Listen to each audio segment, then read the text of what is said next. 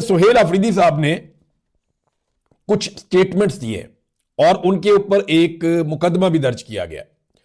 मुकदमे की तफसीलात मैं आपको बाद में बताता हूं, लेकिन सबसे पहले सुहेल अफरीदी ने कहा कि पहले मेरे बतौर वज़ीर इंतखाब में रोड़े अटकाने की कोशिश की गई, फिर मनशियात और स्मगलिंग के झूठे इल्जामात लगाने की कोशिश की गई, फिर दहशतगर्दों से जोड़ने की कोशिश की गई। उसके बाद मेरे आबाई इलाके की आवाम को जबरदस्ती इनखला पर मजबूर किया गया ताकि मुझे सियासी तौर पर नुकसान पहुंचाया जाए। 9 मई के किसी केस में मेरा नाम तक नहीं है, लेकिन अब जबकि बाकी सारे वार खाली गए हैं तो 9 मई के केसेस में मेरा नाम डलवाने की कोशिश की जा रही है।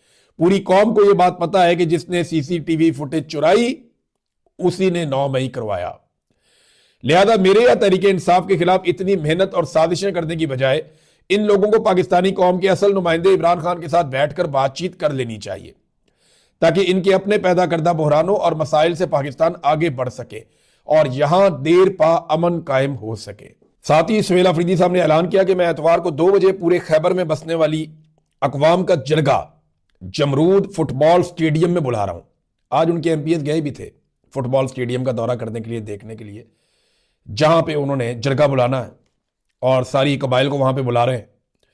तो खैबर में बसने वाली अकवाम का जरगा है और ये जमरूद फुटबॉल स्टेडियम में बुलाया गया है।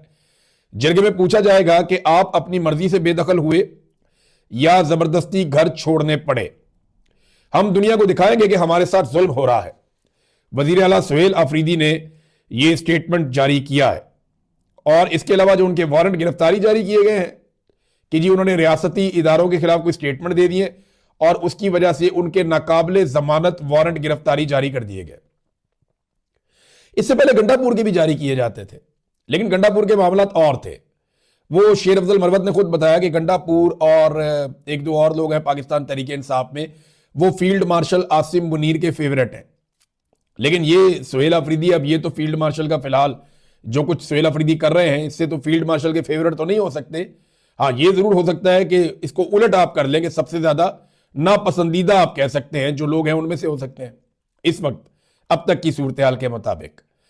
तो उनके नाकाबिले जमानत वारंट गिरफ्तारी जारी कर दिए और वजह यह बताई गई है जनाब के जो इन्होंने रियासती इदारों पर गुमराह कुन इल्जामात और साख मुतासिर करने का किया, वो जो कुत्ते वाली बात बताई थी ना सुहेल अफरीदी ने, गालिबन ये वो मुकदमा है।